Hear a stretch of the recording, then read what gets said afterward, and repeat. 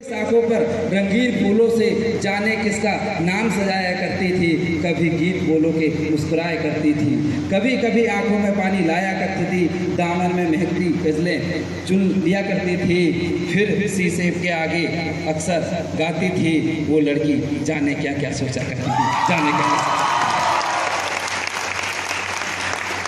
मतलब इस लाइन का सार ये था कि वो लड़की जाने क्या क्या सोचने वाली, वही लड़की आपके बीच में स्टेज पर आने वाली है, वही लड़की आपको बताने वाली कि आप कैसे आ सकते हैं, वही लड़की आपको बताने वाली कि आप बुलंदगी को कैसे छू सकते हैं। मध्य प्रदेश में गर्ल्स की धड़कन, उनको इनवाइट करना चाहूंगा जो मध्य प्रदेश ही नहीं महाराष्ट्र में भी अपना परचम लहरा चुकी है। ऐसी ग्रेट लेडी के लिए एक बार जोरदार क्लैपिंग, ग्रेट म्यूजिक और शानदार क्लैपिंग के साथ इनवाइट करना चाहूंगा आज की special guest miss Anju ma'am.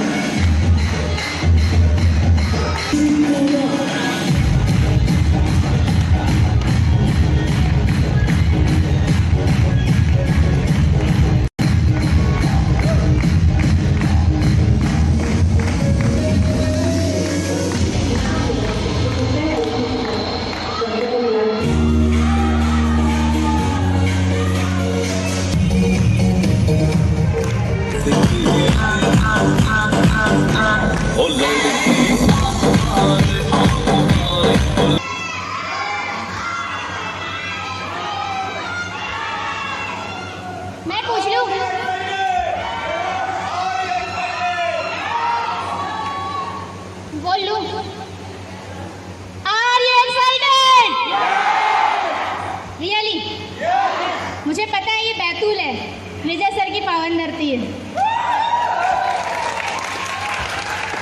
हाँ, हालांकि बालाघाट में जन्मे हैं लेकिन कर्म हुए तो बैतूल है ना। और मुझे पता है जहाँ विजय सर होते हैं वहाँ तूफान ही होता है। Yes. Good morning Betul. Good morning.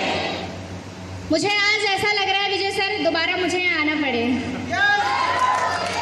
क्योंकि आपके मान सम्मान, एक्साइटमेंट, जोश जुनून, मुझे आज ये सीखने मिल रहा है कि यार ऐसा जोश जुनून तो बैतूल के अलावा कहीं मिलेगा ही नहीं दोबारा मुझे। yes! थैंक यू, आपके इस मान सम्मान का बहुत बहुत शुक्रिया। मुझे नहीं पता था कि यहाँ पर इतना कुछ होने वाला है, बट इतना पता था विजय सर की टीम में तो वह धमाका तो होगा। Thank you. This is Anju Tameshwar in front of you. बहुत सारे लोगों ने मेरा नाम तामेश्वरी बना दिया है, is not Tameshwari, this is Anju Tameshwar.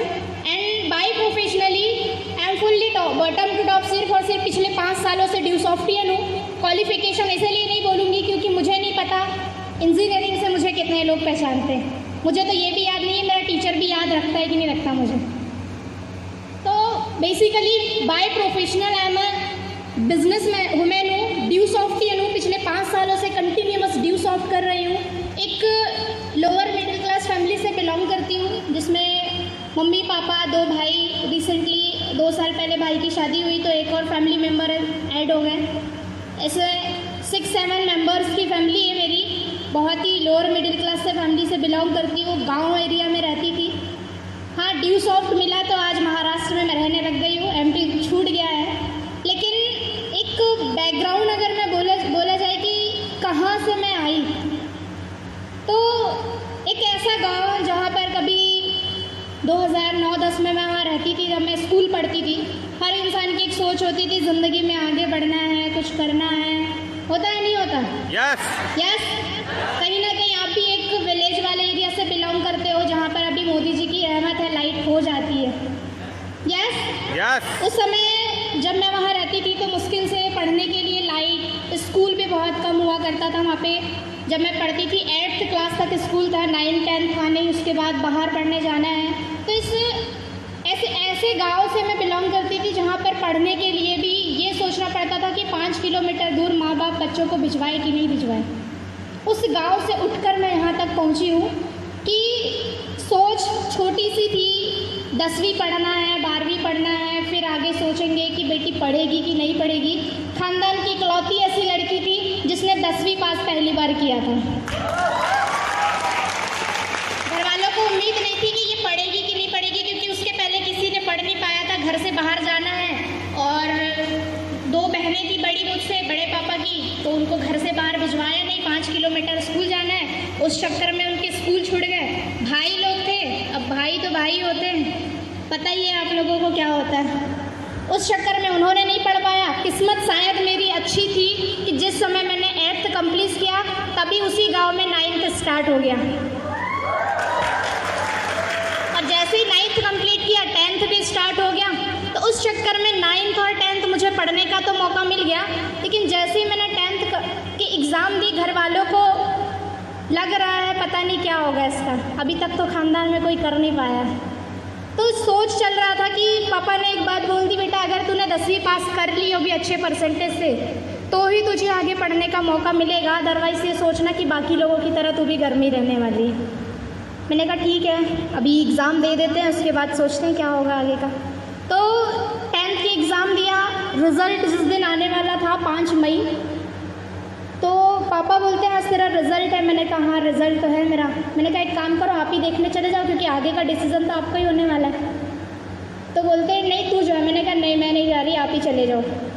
पापा गए, रिज़ल्ट देख के आए और साथ में 11th का फॉर्म भी लेकर आ गए।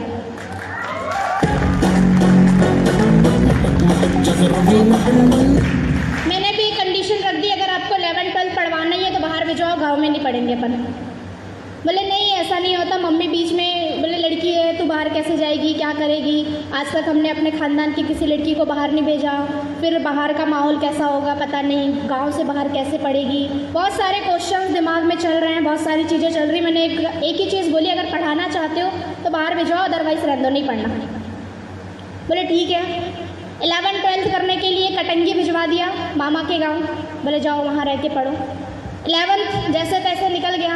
12th में जैसे इंटर किया, एग्ज़ाम्स हो रही है, कुछ चीज़ें ऐसी होती है कि दिमाग में एक ड्रीम पैदा कर देती है। मूवीज़ और पिक्चर देख देख के मेरे दिमाग में बहुत सारी चीज़ें चलते रहती थी कि मैं भी ऐसा जाऊंगी, मैं भी ऐसा करूंगी, काश मैं भी वहाँ जाती, ये करती वो करती। मतलब बहुत सारी चीज़ें दिमाग में चल रही कि ऐसा मुझे भी करना है, लेकिन सपना इधर हो तो रहा था, लेकिन रास्ता कहाँ है जाने के लिए। मुश्किल से तो घर वालों ने बाहर निकाला था 11th 12th पढ़ ले। अब उसके बाद आपने सपना देख लिया टीवी देखकर कि मुंबई जाएंगे, ये वाली ज़िंदगी जिएंगे, होटलों में जाना, घूमना, एरोप्लेन और ये वो सारी चीज़ें। घर में जब बताओ तो घर वालों को लगता था पागल समझ के रखी क्या, यहाँ तो खुद के लिए बस का टिकट नहीं होता और एरोप्लेन की बात करती है। इस तरीके से घर वाले गालियाँ दे के चुप करवा दिया करते थे। 12th में गई, मामा के घर पे रहती थी, बहुत सारी चीज़ें ऐसे होते रहती थी रिलेशन में रहने के बाद कि ये होता है वो होता है, लड़की हो तुम, घर तक ही सीमित रहो, घर से बाहर तुम जा नहीं सकती। उस चक्कर में मैंने ट्यूशन नहीं पढ़ाई की, 11th 12th बिना ट्यूशन के पढ़ाई किया। तो बहुत सारी चीज़ें रोक टोक, पाबंदियाँ, और मामा थोड़े से पुराने ख्यालात वाले थे, किसी से बात नहीं करने देना, स्कूल जाओ स्कूल से वापस रिटर्न आओ, और थोड़ा सा भी कुछ हो गया तो घर में अलग से परेड हो जाती थी। इस तरीके से लाइफ में जी रही थी। लेकिन कुछ चीज़ें ऐसी मेरी ज़िंदगी में आई कि 12th मेरा कंप्लीट होने ही वाला था, सडनली मेरी एग्ज़ाम थी, लास्ट क्लास एग्ज़ाम चल रही थी, फिजिक्स का मेरा पेपर था। वो दिन मुझे आज भी याद है, मार्च 2012 की बात है, मेरा फिजिक्स का पेपर था, लास्ट एग्ज़ाम थी मेरी उस दिन। और घर में कुछ ऐसी चीज़ें हो रही है जिसकी वजह से बहुत ज़्यादा घर में प्रॉब्लम्स क्रिएट हो रही है। और मामा ने सडनली बोल दिया तुमको लाके हमने बहुत बड़ी गलती कर दी, ये कर दिया वो कर दिया। सेल्फ रिस्पेक्ट पे बात आ गई, डायरेक्टली सामने से बोल दिया गया तुम बैग पैक करो और चुपचाप अपने घर निकल जाओ। सुबह 7 बजे मेरा पेपर है, रात में आपको बोला गया बैग पकड़ो निकल लो। क्या करोगे, क्या होगा? कि 12th आपके सिर पे है, लास्ट एग्ज़ाम है आपकी, अगर आपने एग्ज़ाम नहीं दिया तो आपका 1 साल बर्बाद हो जाएगा। या तो आपके पास दूसरा ऑप्शन है, सुबह तक का इंतज़ार करो, एग्ज़ाम दो और फिर आओ, या फिर रात भर उनकी सुनो, सुबह पेपर दो और फिर जाओ, या फिर रात में बैग पकड़ो और निकल दो। क्या होगा? ऑब्वियसली सब यही सोचेगा कि भैया पहले एग्ज़ाम दे देते हैं फिर सोच लेंगे सुबह जाने का। बट सेल्फ रिस्पेक्ट नाम की चीज़ होनी चाहिए ज़िंदगी में। यस कि सिर्फ आप वहाँ रह रहे हैं उसका मतलब ये नहीं कि आपको कुछ भी बोले और चले जाए। बात रिस्पेक्ट की आ गई, नाम सम्मान की आ गई, बोले ठीक है मामा हो तो क्या हुआ, लेकिन मुझे तो मेरी ज़िंदगी और मेरी इज्जत प्यारी है ना। बैग पैक किया, सुबह रात में निकल लिए घर, मैंने नहीं रहना तुम्हारे घर में, दोबारा तभी आएंगे जिस दिन मुझे लगेगा कि मैंने अपनी ज़िंदगी में कुछ कर दिखाया है, आपको गलत साबित कर दिया है कि लड़की है लेकिन कमज़ोर नहीं है, लड़की है लेकिन घर के चूल्हे चौकी करने के लिए नहीं है, लड़की है लेकिन रोटी चोटी बनाने के लिए पैदा नहीं हुई, लड़की है लेकिन बहुत कुछ कर सकती है। जिस दिन मैं ये बात साबित कर दूंगी कि मैंने अपनी ज़िंदगी में लड़की होने के बावजूद बहुत अच्छा नाम कर दिया है, उसी दिन मैं इस घर में वापस आऊँगी, अदरवाइज़ दोबारा कभी इस घर में कदम नहीं रखूँगी।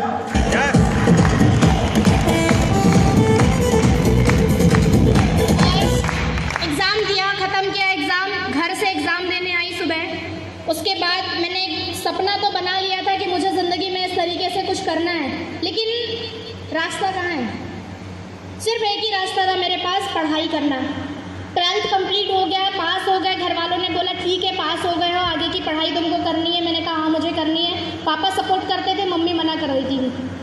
मम्मी बोलती थी हो गया, 10वीं पढ़ ली, 12वीं पढ़ ली, बहुत हो गया, अब नहीं पढ़ना, वैसे ही खानदान में किसी ने नहीं पढ़ पाया, तुम्हें पढ़ ली ना, बहुत हो गया। मैंने कहा नहीं और पढ़ने का है मुझे। मम्मी मना कर रही, पापा से जिद किया, इंजीनियरिंग में एडमिशन लिया। घर वालों ने बोला कि घर से आना जाना करो। मैंने कहा 25-30 किलोमीटर घर से कैसे आना जाना कर सकते। बाहर रहने की परमिशन मिली, कॉलेज में एंट्री किया, स्टार्ट किया। ड्रीम था ज़िंदगी में बहुत कुछ करना है। घर वालों ने एक चीज़ डाल दी थी, बेटा अगर तूने इंजीनियरिंग कंप्लीट कर ली तो 8-10 हज़ार रुपये की नौकरी तुझे पक्की मिल जाएगी। ऐसे ही बोला जाता है घर पे। यस। कितने ऐसे स्टूडेंट हैं जिनके घर में बोला जाता है ऐसा कि 8-10 हज़ार तो पक्का तुझे लगी जाएगा, बस अच्छे से पढ़ाई कर ले। उनमें से मैं भी थी। उस समय मुझे भी बोला गया कि बेटा तू पढ़ाई लिखाई कर, ध्यान अपना पढ़ाई पे दे, बहुत अच्छे से तुझे जॉब लग सकती है, तेरी नौकरी पक्की हो जाएगी। 4 साल तुझे पढ़ाई करनी है, 6 लाख रुपए लगाने हैं, उसके बाद 10 हज़ार पक्का तेरा कहीं नहीं गया, तय है कि आना है। मुझे भी ऐसा लग रहा शायद घर वाले सही बोल रहे हैं, हो जाएगा, लगता है यस, क्योंकि हम घर से बाहर निकले ही नहीं थे। तो मुझे ऐसा लगता था कि सही में ये 10 हज़ार जो बोला जा रहा है ना, 10 हज़ार 4 साल बाद तो मेरा पक्का होने का तय है। लेकिन होता क्या है, जैसे ही मैं कॉलेज में इंटर की, मैंने देखा मेरी तरह ऐसे ही हज़ारों लोग इस कॉलेज में इसी इंटेंशन और इसी चीज़ को दिमाग में लेकर आए हैं कि 4 साल अगर आपने कंटिन्यू पढ़ाई कर ली तो इन 4 साल के बाद 10 हज़ार तो पक्का है, आपका आना तय है। मैंने बोला यार गवर्नमेंट के पास इतनी जॉब है क्या सबको दे देगा। 2012 की बात कर रही हूँ मैं, और आज 2019 है। आज भी मानसिकता वही है जो 2012 में थी। जो घर वाले पहले ये बोला करते थे कि बेटा तेरी 10 हज़ार पक्की, आज भी घर वाले यही बोलते हैं कि तेरी 10 हज़ार पक्की। पर मुझे पता है और आप लोगों को पता है कि वो 10 हज़ार किसको मिल रहा है। यस सर, यस कि किसको मिल रहा है, ये बात आज भी आपको भी पता है और मुझे भी पता है, क्योंकि कॉलेज और मार्केट को हम फेस कर रहे हैं, माँ बाप या रिश्तेदार फेस नहीं कर रहे हैं। क्लासेस में हम बैठे हैं, हमारे माँ बाप नहीं बैठे हैं। कंपटीशन में हम बैठे हैं, हमारे माँ बाप नहीं बैठे हैं। उस समय मुझे लगा शायद घर वाले सही बोल रहे हैं, लेकिन जब 6 महीने कॉलेज के बीते ना, उसके बाद समझ में आया कि भैया बस बोलने की बात है, होता कुछ नहीं है। यस कि बोलने की बात है, हो कुछ नहीं रहा है, क्योंकि 10 हज़ार बोल तो रहे हैं, लेकिन मैंने एक चीज़ देखी कि जितने मेरे सीनियर्स निकले हैं, जिन्होंने परसेंटेज 80%, 90% बनाया है, जिन्होंने कॉलेज में टॉप किया है, किसी ज़माने में कॉलेज में सबसे हाईएस्ट रैंक लेके आया करते थे, जब मैं उन लोगों से मिली तो वो अभी भी बेरोजगार बैठे। तो मैंने एक चीज़ सोची, 4 साल पहले इन लोगों ने इंजीनियरिंग कंप्लीट किया, इनका कुछ नहीं हो पाया, मैं तो अभी पैदा हुई हूँ, मेरा क्या होगा। लेकिन कहते हैं ऊपर वाले के पास देर है अंधेर नहीं है। शायद जिस तरीके से मेरी किस्मत अच्छी थी कि गांव में 9th और 10th निकल गया, स्टार्ट हो गया था, शायद उस दिन मेरी ज़िंदगी बदलाव आने वाला था, क्योंकि सपने इधर बहुत सारे थे पर रास्ता नहीं मिल पा रहा था। थैंक्स उस बंदे का जिसने एज अ स्ट्रेंजर होते हुए भी मुझे ये बताया कि अगर ज़िंदगी में कामयाबी चाहती हो, ज़िंदगी में अगर तुम्हें अपना नाम और सम्मान चाहिए, जो आपके सपने और जो आपने सोच के रखा है अगर वो चाहिए, तो सिर्फ पढ़ाई लिखाई करने से ही नहीं मिलने वाला है। एक बहुत ही बेहतरीन ज़बरदस्त कंसेप्ट है जिसके थ्रू आपकी ये ज़िंदगी बदल सकती है और जो सपना आपने देखा है वो कंप्लीट होता है। और वो सिस्टम कुछ और नहीं था, आज हमने उसको कुछ ही टाइम पहले सर से सुना था, और वो कुछ और नहीं, दुनिया में सबसे ज़्यादा अगर ग्रोविंग इंडस्ट्री करने वाला कोई सिस्टम है तो मैं sir due soft overseas private limited. जिस बंदे ने मुझे वो कंसेप्ट से रूबरू कराया, मेरे लिए फरिश्ते की तरह मेरी ज़िंदगी में आया, एक स्ट्रेंजर था फिर भी मुझे वो कंसेप्ट बताया, इज नन अदर देन मेरी ग्रेटेस्ट अपलाइन मिस्टर आशीष श्रीवास्तव।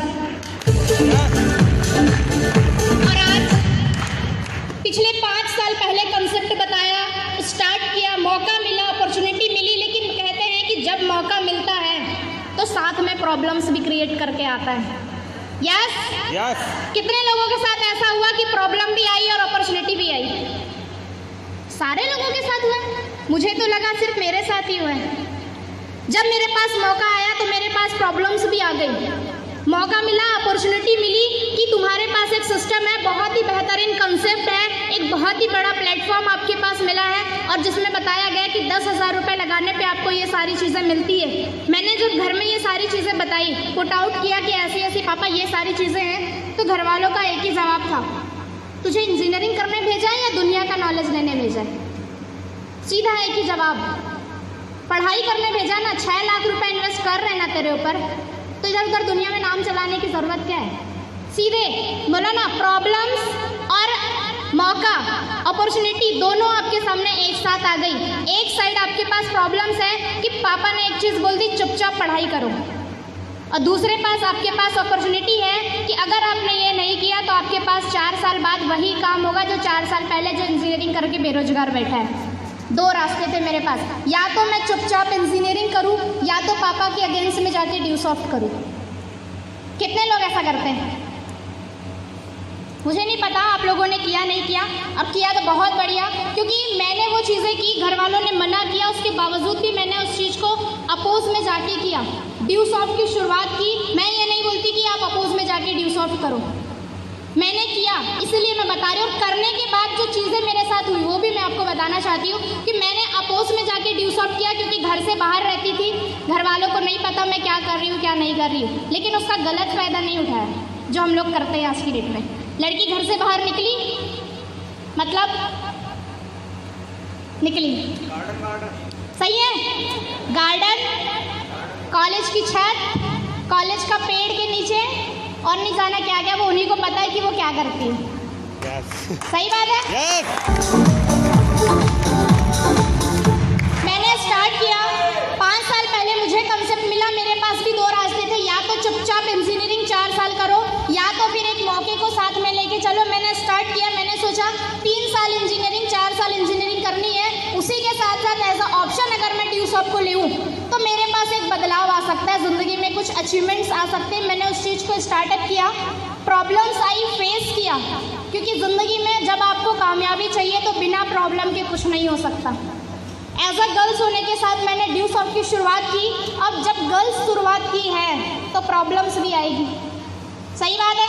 yes. मैंने उस प्रॉब्लम को कभी प्रॉब्लम नहीं समझी कि ये प्रॉब्लम है, घर वाले मना कर रहे हैं, रिश्तेदार मना कर रहे हैं, दोस्त मना कर रहे हैं, रिलेटिव्स ताने मार रहे हैं, बोल रहे हैं कि लड़की हो तुम, कुछ नहीं कर सकती, तुमसे कुछ नहीं होने वाला है। लड़कियां सिर्फ घर में कामकाज करने के लिए पैदा होती है और लड़कियां सिर्फ घर संभालने के लिए पैदा होती है, क्योंकि अपनी मम्मियों को देखो वो सिर्फ घर तक ही सीमित रहती, बाहर नहीं जाती।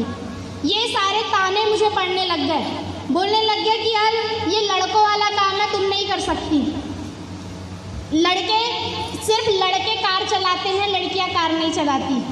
सिर्फ लड़कियां ही देश में लड़के ही आज़ादी का झंडा लहरा सकते हैं, लड़कियां नहीं लहरा सकती। तो यार एक स्वाभाविक सा एक क्वेश्चन है मेरा आपसे कि जब देश की आज़ादी के लिए लड़कों ने साथ दिया था तो क्या झांसी की रानी लड़की नहीं थी? यस। थी ना, थी। जब देश की आज़ादी के लिए लड़ाई लड़ने के लिए उस समय अगर लड़कों ने साथ दिया, अगर भगत सिंह सूली पे चढ़ा था तो झांसी की रानी ने भी तलवार उठाई थी। यस यस, अगर देश के राष्ट्रपति अगर अब्दुल कलाम या फिर कोई बॉयज बना था तो देश की राष्ट्रपति लड़की भी तो बनी थी।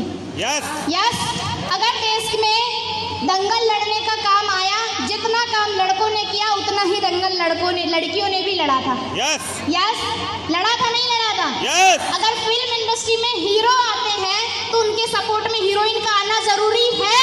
यस यस, तो फिर अगर कार लड़का चला सकता है तो लड़की क्यों नहीं चला सकती? यस अगर ड्यूस ऑफ लड़का कर सकता है तो लड़की क्यों नहीं कर सकती? अगर फाइनेंशियल फ्रीडम लड़का हो सकता है तो लड़की क्यों नहीं हो सकती? और देश का नाम अगर लड़का कर सकता है तो लड़की क्यों नहीं कर सकती? यस यस, उसी चीज को मैंने दिमाग में डाला कि अगर आपको जिंदगी में कामयाबी चाहिए तो अपने दिमाग में डालो क्यों नहीं कर सकती लड़की? लड़की सिर्फ रोटी और चोटी बनाने के लिए नहीं होती, लड़की दुनिया में अपना नाम कमाने के लिए भी पैदा होती है।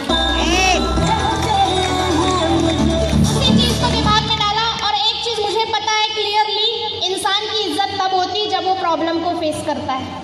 यस, क्योंकि मैंने आसमान में प्लेन को उड़ते देखा है, भले वो आसमान में सुरक्षित नहीं है लेकिन उसकी इज्जत तभी है जब वो आसमान में उड़ रहा है।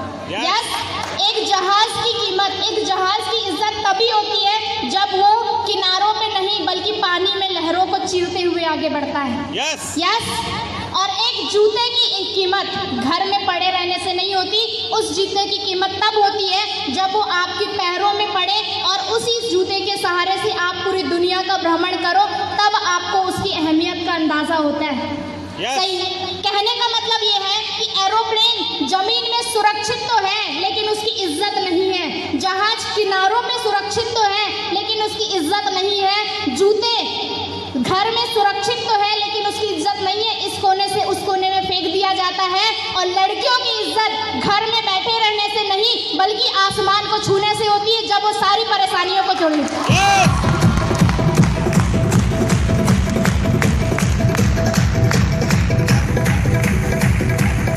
मैंने भी उस चीज को दिमाग में डाला कि अगर मुझे जिंदगी में अपनी इमेज बनानी है, अपनी इज्जत बनानी है, अपनी रिस्पेक्ट बनानी है और अपना नाम और पहचान बनाना है, मुझे भी इन सवालों से लड़ना पड़ेगा। मुझे भी इन सवालों के जवाब देने पड़ेंगे कि जितने ताने मुझे पड़े, जितनी गालियां मुझे पड़ी, जितने समाज में मुझे लोगों ने बोला और मार्केट के लोगों ने मुझे बोला और दोस्ती यारियों ने, दोस्तों ने दोस्ती तोड़ दी कि तुम ड्यूस ऑफ करते हो, हम तुम्हारे साथ दोस्ती नहीं रख सकते। अच्छा हुआ नहीं रखे, कम से कम आज अगर दोस्ती रखे तो साला कम से कम मेरे साथ करोड़पति में खड़े हो जाते। अच्छा हुआ कि मुझे इग्नोर किया, अच्छा हुआ मुझे बुरा भला बोला, अच्छा हुआ लोगों ने गालियां दी, क्योंकि अगर गाली नहीं पड़ती तो शायद अंजू कामेश्वर आज स्टेज पर नहीं होती। आज अगर यहाँ तक पहुंची तो सिर्फ मैंने ड्यू सॉफ्ट किया इसीलिए नहीं पहुंची कि मैंने ड्यू सॉफ्ट किया इसलिए मैं यहाँ तक पहुंची। मैं यहाँ इसलिए पहुंची क्योंकि दुनिया के सारे गालियों को मैंने सहा, दुनिया के लोगों के ताने मैंने सुने और सिर्फ अगर मैं यहाँ पहुंची तो सिर्फ मेरी कंसिस्टेंसी है। एक सीनियर के प्रति एक ऐसी संगति मुझे मिली जहाँ मुझे ये बताया गया कि सपने सिर्फ लड़कों के नहीं, सपने लड़कियों के भी होते हैं। सपने सिर्फ लड़कों के पूरे नहीं होते, सपने लड़कियों के भी पूरे होते हैं, जो मुझे ये बताता है कि समाज में सिर्फ लड़के ही अपना नाम और सम्मान नहीं, लड़कियां भी अपना नाम और सम्मान बना सकती है। और उस समय मैंने डिसीजन लिया था जिस समय मेरे पास कोई भी नहीं खड़ा था, उस समय मैंने डिसाइड किया था और शायद इसी वजह से मैं यहाँ तक पहुँच पाई हूँ। सिर्फ ड्यू सॉफ्ट नहीं, ड्यू सॉफ्ट के प्रति मेरा जो कंसिस्टेंसी था, लोगों के साथ मेरे उठने बैठने का नज़रिया था, उस वजह से मैं यहाँ तक पहुँची। और शायद आज अगर आप उस चीज़ को लेकर चलते हो तो दुनिया की कोई भी ऐसी ताकत नहीं है जो आपको स्टेज में आने से रोक सके। कहते हैं कि जब लड़कियां घर से बाहर निकलती है तो माँ बाप को डर होता है, पता नहीं क्या करेगी नहीं करेगी। Am I right? कुछ पेरेंट्स यहाँ बैठे हुए हैं, सही बात है। जब लड़कियां घर से बाहर निकलती है तो डर लगता है, पता नहीं क्या करने वाली है, क्या होगा, कुछ कर पाएगी कि नहीं कर पाएगी, या फिर समाज में लोग सिर्फ ताने ही मारने वाले हैं। तो इन चीज़ों के लिए मैंने खुद की एक पोइट्री बनाई हुई है जो मैंने खुद से बनाई है और शायद आपको लगे तो आप अपने ज़िंदगी में भी उसको रख सकते हैं कि बचपन से वो सारी चीज़ें होते रहती है, लेकिन उस चीज़ को कभी हमने सोचा या समझा नहीं, या फिर हमने उस बारे में कभी सोचा ही नहीं कि ऐसा भी हो सकता है। यस मुझे भी हुआ, मैंने भी ये सारी चीज़ें बचपन से ही सुनते आई, देखते आई, समझते आई, लेकिन कभी वो एहसास नहीं हुआ कि ऐसा होता है। लेकिन जब मैं ड्यू सॉफ्ट में आई और मैं फील किया, और उसके बाद जब मैंने बाद वाली चीज़ें भी देखी, मतलब ड्यू सॉफ्ट जब स्टार्ट किया था तब से लेके आज यहाँ तक पहुँचने तक की जो कहानी है वो मैं आपको सिर्फ 4 लाइनों में बताना चाहती हूँ। बचपन से ही अंजू को पढ़ने लगे ताने, बचपन से ही अंजू को पढ़ने लगे ताने, लड़कियां समाज के आगे जाती नहीं कमाने। बचपन से ही अंजू को पढ़ने लगे ताने, लड़कियां समाज के आगे जाती नहीं कमाने। कैसा है ये बाप देखो लड़की से कमवाता है, अरे लोगों से तो पूछो भाई आपका क्या जाता है। अरे लोगों से तो पूछो भाई आपका क्या जाता है। ताने रिश्तेदारों के, ताने थे समाज के, ताने रिश्तेदारों के, ताने थे समाज के, नहीं समझा कोई बच्चों के दिल होते हैं कांच के। नहीं समझा कोई बच्चों के दिल होते हैं कांच के। पढ़ लिख कर ही नहीं करता कोई जीवन यापन, पढ़ लिख कर ही नहीं करता कोई जीवन यापन। कोई खेल के, कोई नाच के तो कमाता है कोई गा के, कोई खेल के, कोई नाच के तो कमाता है कोई गा के। मैंने भी कमाया ड्यू सॉफ्ट में आके, मैंने भी कमाया ड्यू सॉफ्ट में आके। क्या गलत किया, क्या गलत किया? थे ताने रिश्तेदारों के, थे ताने रिश्तेदारों के, तारीफ में बदल गई। थी समाज की गाली, ताली में बदल गई। क्योंकि गवर्नमेंट की देन, रेड कलर की साइकिल से मैं ऑफिस जाया करती थी। थे ताने रिश्तेदारों के, तारीफ में बदल गई। थी गालियां समाज की, ताली में बदल गई। क्योंकि रेड साइकिल चलाने वाली अंजू कामेश्वर आज होंडा अमेज में बदल गई।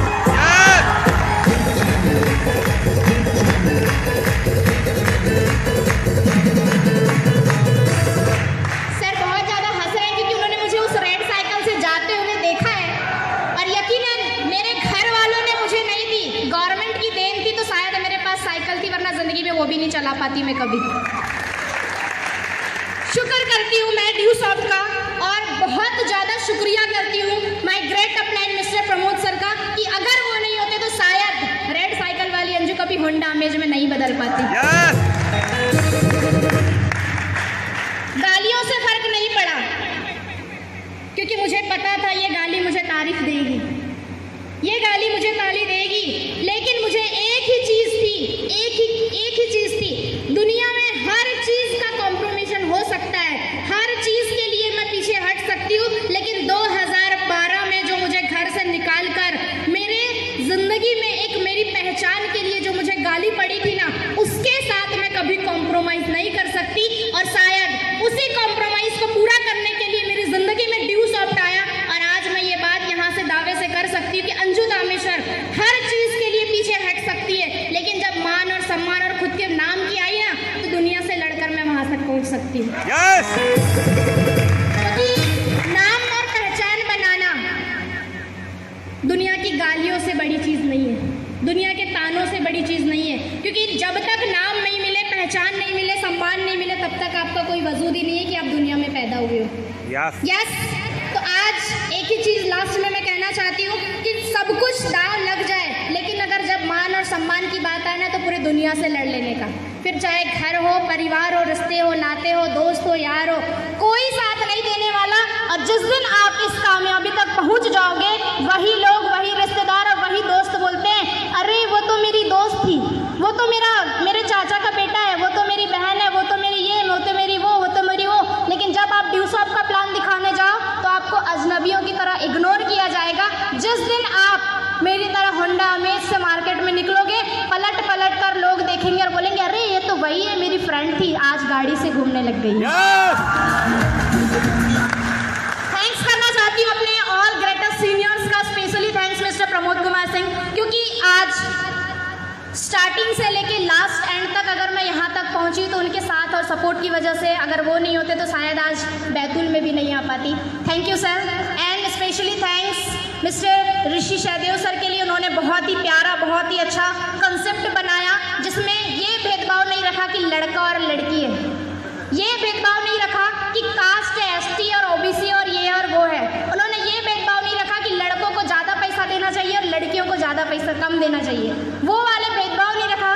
शुक्रिया करना चाहती हूँ कि उन्होंने मुझे एक मौका दिया अपने आप को यहाँ तक पहुँचाने का। एंड थैंक यू ड्यूसॉप, थैंक यू अपलाइंस। एक बार जोरदार ताली बजाएं निवार के लिए।